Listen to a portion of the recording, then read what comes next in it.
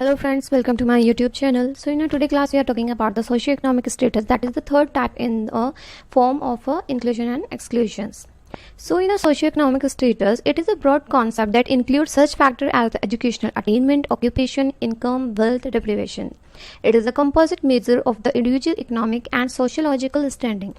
It is a complex assessment measured in a variety of ways that account for a person's work experience, economic, social positions in relation to others based on their income, education, and occupation. So we can say it as economic status of the family most often work as a deciding factor for its position at a particular society or community. Even we had witnessed this thing कि economic status जो है किसी भी family का actual में उसका एक particular status, एक particular place जो है वो society के अंदर provide करता है.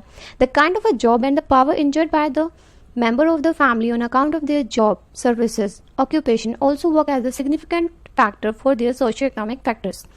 कि किस टाइप का जॉब है, किस टाइप की सर्विस है, किस टाइप का ऑक्यूपेशन कोई एक्चुअल में अकर कर रहा है, किसी के पास है, उससे उनका सोशियो इकोनॉमिक स्टेटस एक्चुअल में चेकअप होता है. So they may suffer exclusion और the marginalize at the hand of a school authority and teachers on account of their socio economic status. So we had seen this thing कि जो higher socio economic status से, जो higher society से belong करते हैं, सो उनको जो है, उनके जो बच्चों को है उनको ज़्यादा प्रिविलेजेस मिलते हैं और उनको ज़्यादा चांस मिलते हैं, ज़्यादा मोटिवेशन मिलता है टीचर्स की तरफ से. वाइल जो लोअर बैकग्राउंड के लोग होते हैं, जिनका लोअर इकोनॉमिक स्टेटस होता है, उनको कहीं ना कहीं हर तरह की चीज़ों से मार्जिनलाइज किया जाता है. Their poverty may come into their way of bearing clothes, dress like other peers.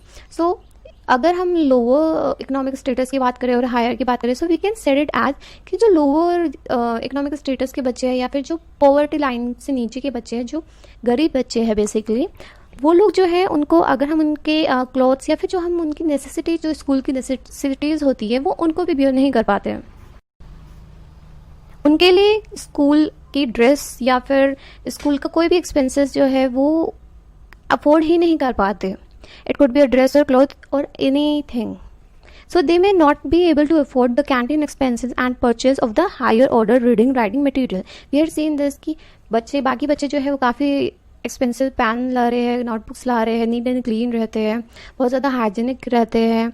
While जो लोअर पॉवर्टी लाइन के बच्चे होते हैं, उनका ड्रेस थोड़ा गंदा होता है, वो उनका इतनी अच्छी ड्रेस की क्वालिटी नहीं होती, या फिर उनके पास इतना अच्छा टीचिंग मटेरियल नहीं होता, वो कैंटीन में ज़्यादा लंच के ऊपर ज़्यादा पैसे नहीं यूज़ कर सकते, या अगर कोई भी प्रोजेक्ट वर्क दे दिया उनको, या कोई भी ऐसा वर्क दे दिया जिसमें कि थोड़ा भी एक्सपेंसिव का यूज़ करना पड़ता है, so they are not able to afford that, because उन लोगों को अपनी नेसेसिटी डेली की नीड ही पूरी करना मुश्किल हो जाता है, तो वो बाकी का सब कुछ मैनेज कैसे करें.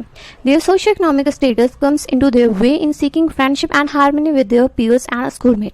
बिकॉज कहीं ना कहीं बच्चों का जो है वो माइंड सेट इस तरह से रहता है, बिकॉज दे थिंक कि it's like a give and take relationship. तो अगर एक ही बच्चा सारे एफर्ट्स करते हैं एंड दूसरा कैपेबल नहीं होता है, तो कहीं ना कहीं वो बच्चा भी जो है वो थोड़ा हटने लगता है. सो वी कैन से कि उसका जो पीयर ग्रुप है वो नहीं बन पाता, और बनता है तो वो धीरे धीरे टूट जाता है, बिकॉज वो उनके स्टेटस के अकॉर्डिंग नहीं रह पाता, अफोर्ड नहीं कर सकता वो सारी चीज़ें जो कि उसके बाकी फ्रेंड्स कर सकते हैं. Many a time they may themselves feel hesitate, fear and lack of confidence in carrying out communication and healthy interaction and participation with the peer belonging to their mainstream on account of their socio-economic status in curricular or co-curricular activities. So होता क्या है basically, because when the interaction occurs among the peer groups, so what happen is कि उन लोगों की बातें कैसी होती है, either what your father occupation, how do you live, या what kind of the things you afford. बाकी बच्चों की बात और उस बच्चे की बात, उनमें काफ़ी डिफरेंस होता है. जस्ट बिकॉज ऑफ दैट वो बच्चा जो है, जो पुअर बच्चा होता है, वो हेजिटेट करता है, डीमोटिवेट फील करता है, और उसको लैक ऑफ कॉन्फिडेंस रहता है कि पता नहीं मैं कौन सी बात बोल दूँ और ये लोग सब मेरा मजाक उड़ाए. So we can say कि in all of these things, whatever I had discussed, the exclusion and marginalization तो actual में हो रहा है, and people are actually suffer from this on the account of their socio-economic status. तो it brings acquired disastrous effect on their learning. ऐसा नहीं है कि it's just a thing कि चलो उनको किसी भी तरह का lack of confidence हो रहा है या कुछ भी, but due to this होता क्या है, उनको कहीं ना कहीं hindrance हो रहा है उनका learning में, achievement में, adjustment में, एंड वो किसी भी तरह की एक्टिविटीज़ में पार्टिसिपेट नहीं करना चाहते. कहीं ना कहीं वो अपने आप को अलग कर देते हैं. The hostile feeling, negative attitude and apathy receive from school authority and teachers increase this type of exclusion. And the problem is कि जो अथॉरिटी होता है स्कूल का या टीचर्स होते हैं, इवन दो वो लोग भी उन बच्चों को सपोर्ट नहीं करना चाहते. All this things affect the normal personality development of these students, and just because of that उनकी पर्सनैलिटी हैम्पर हो रही होती है और उनका प्रॉपर आउटकम है वो इतना ज़्यादा अच्छा नहीं आता और उनकी पर्सनैलिटी कहीं ना कहीं डिग्रेड हो रही होती है. In this way such exclusion affect the personality, learning, achievement, adjustment, progress of the student. तो कहीं ना कहीं बच्चे का प्रोग्रेस जो होता है वो या तो वो रुक जाता है या फिर वो कम होने लगता है, मतलब वो इंक्रीज नहीं होता है. So just because of that hamper हो रहा होता है उसका development, peace, cooperation, harmony of the society, and just because of that बच्चा जो है वो अच्छा परफॉर्मेंस नहीं कर पाता एंड आफ्टर दैट उसको उतना है अच्छा ऑक्यूपेशन भी नहीं मिल पाता. Just because of that poverty जो है वो उनका कम नहीं होता एंड वो जिस स्टेटस से बिलोंग करते हैं वो वहीं पर रह जाते हैं. So in the next class I will discuss about the language. If you like my video then please do subscribe my channel. Thank you.